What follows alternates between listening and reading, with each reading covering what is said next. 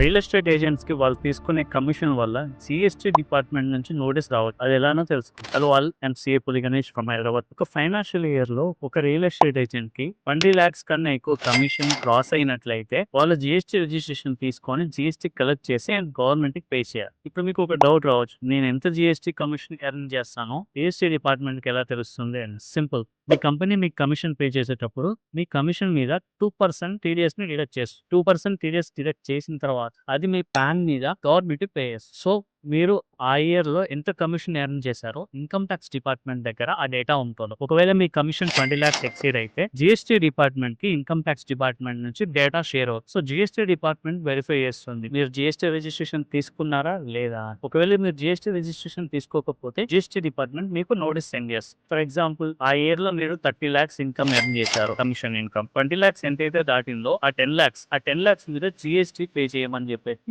GST department notice send చేస్తుంది. ఎలా notice send చేస్తుంది? Tax liability 18% plus interest plus penalty మొత్తం కలిపి పే చేయమన్నట్టుగా జిఎస్టీ నోటీస్ సెండ్ చేస్తుంది. సో మీ కమిషన్ ఇన్కమ్ అనేది 20 lakhs క్రాస్ అవుతుంది అనుకుంటే మీరు వెంటనే జిఎస్టీ రిజిస్ట్రేషన్ తీసుకొని మీ కంపెనీస్ కి జిఎస్టీ ఇన్వాయిస్ రేజ్ చేయండి టు రిసీవ్ దట్ కమిషన్.